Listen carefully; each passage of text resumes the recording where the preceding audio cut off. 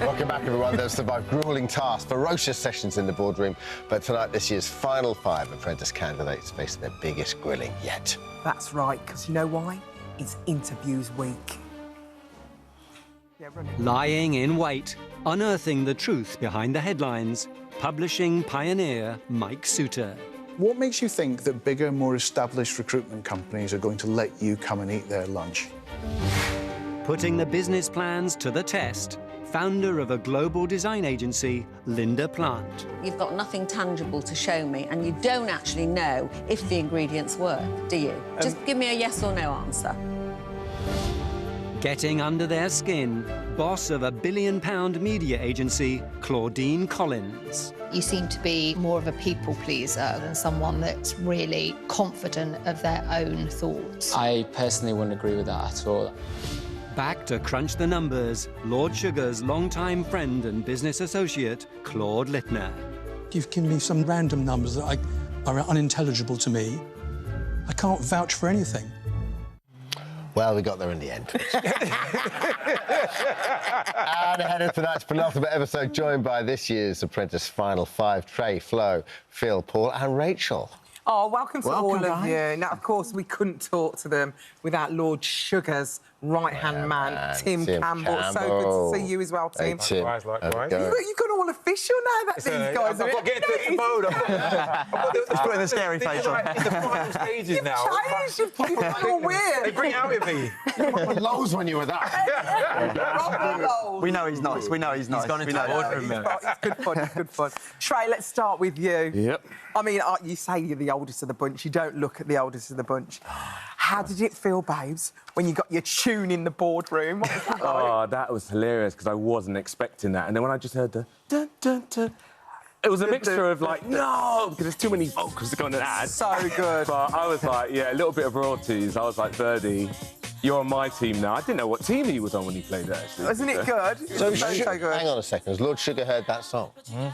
He only knew it, I think, isn't he? He said he hadn't heard it, didn't he? He'd never heard it before. Yeah, is that what's he's joking. What's going I reckon on? he's thrown a few shapes at them. What were your thoughts? Did you think you were too old to apply? Like, when you were putting it, you were like, will they take me on? Like, do you have any hesitation? No, I didn't think that age was a thing. I think my hesitation probably was more, I'm from, like, obviously UK Garage, where, like, producers in the background. Yeah. So people would think that, yeah, we'd want to be on TV. But that was a hesitation, thinking, oh, I'm going to be on the box, it's a big show, blah, blah, blah.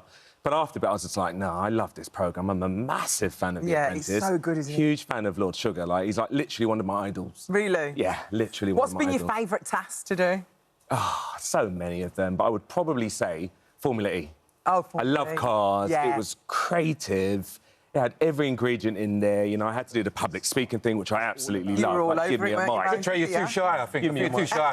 Yeah, I had to overcome a few nerves. I want to hear from everyone. Flo, what's been your favourite task?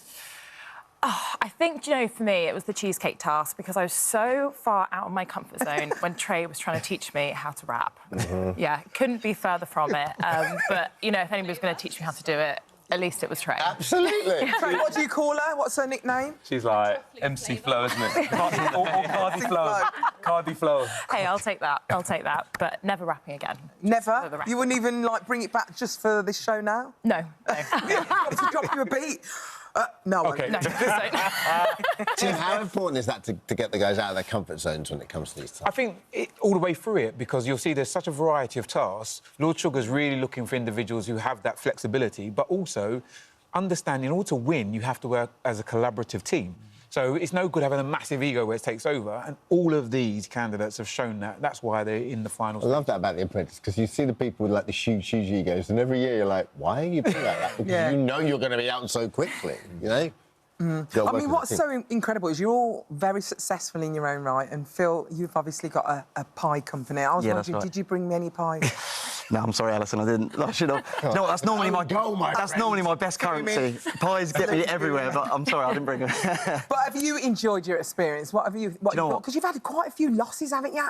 Did you have to mention that, Alison? Sorry. What I was going to say, although you've had losses, you've climbed back out and you're still there. It was all about resilience. It was week in, week out, I was getting losses. And do you know what? I actually really enjoyed the boardroom. I think I had about 27 boardrooms in the end, but the CAF is really brutal. It's horrible. We have to sit like this to each other and tell each other what they've done wrong, and they tell you what they've done wrong, and that's the worst part. But you know what, the process itself was absolutely fantastic. Met some unbelievable people and the thing really is, you must like each other now. It must be so difficult when you've got to do that. That is hard. I mean, obviously we become friends. You know, we spend a lot of time. We don't have our phones, so we spend a lot of time actually engaging with people, getting to know each other and their families. And then you sit in the boardroom and you got to throw them under the bus. You know, that's just part of the game. And yeah, but it's fantastic. Yeah. But do you have to throw them under the bus? Do you think you look down when someone has that kind of survivalist kind of, you know, as long as I get out of it, you know, like you said, you want team players, right? It's a really difficult balance because Lord Sugar really respects people who are honest, so people put up their hands and admit when they've made mistakes,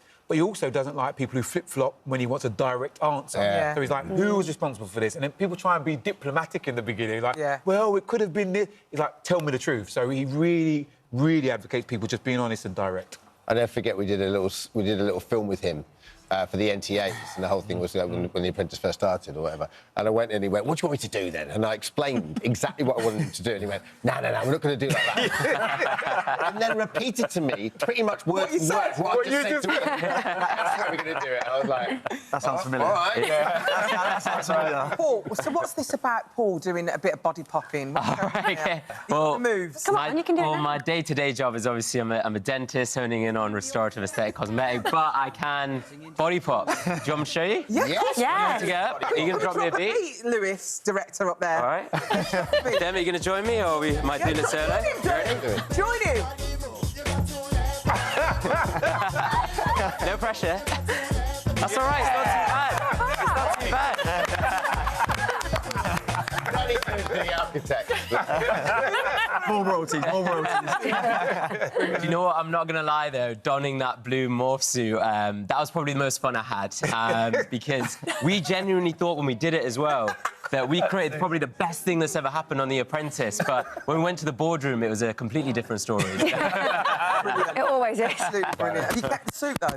I've kept the suit, yeah. I was going to bring it on today. No, you can keep that one, keep that one. Right, so how much fun have you had on the show? Have you enjoyed it? So much fun. I think at the time, you're probably not thinking that. It is a very stressful environment to be in, but I remember being in Budapest. I had this massive horn in my mouth, and I was just... a horn in your mouth? No. I had a horn in my face, and I was just doing this boat tour in a city I'd never been to, on this river, the sun was shining, and Trey, Nora and I were just shouting at these poor people who'd paid quite a lot of money to be on this trip, and they were just having the best time, and so were we. And I think it's moments like that that you'll always have, even though it is a very stressful and, like, crazy thing to go do. Is it nice living together? Because I know you all live together as well. Is it difficult? Because obviously these are your competition. Is it hard? Do you know what? In the house, we're all so respectful of each other. I think you guys see the boardroom and it getting really tense, but then when we're back in the house, it is such a respectful environment and everyone got on so well. And I think as the house got smaller, we all kind of got closer because it started with, I think there was 17 of us at the beginning, and then obviously ended up with, like, quite a small amount of us. So I think, yeah, you do become really close. I guess by the time you get home, you're so exhausted as well. So, yeah, exactly. exactly. Is just get your trackies on and just have a chat and relax, right?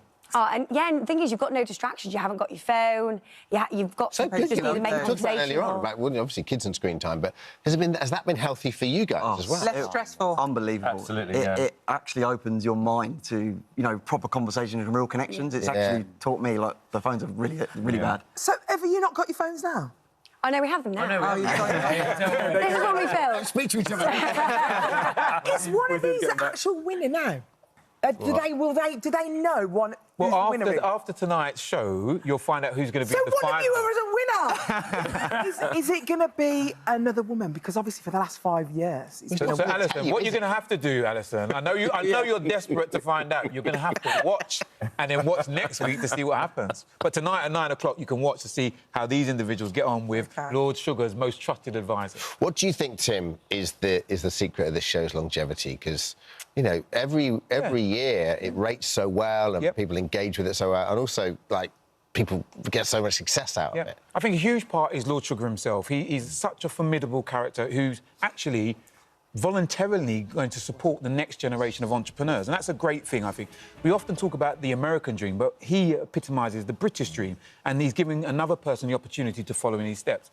I think also there's some classic tasks, like we talk about the interview stage, there's the shopping channel that they would have seen before, and other things like that. But it was also keeping relevant with the Formula E elements, making sure there's up-to-date artificial intelligence. So I think there's bits we love and bits that we're very familiar, and obviously the car crashes in the boardroom. Good luck to everyone. All right, Good luck. Thank you. 9 o'clock on BBC One and iPlayer.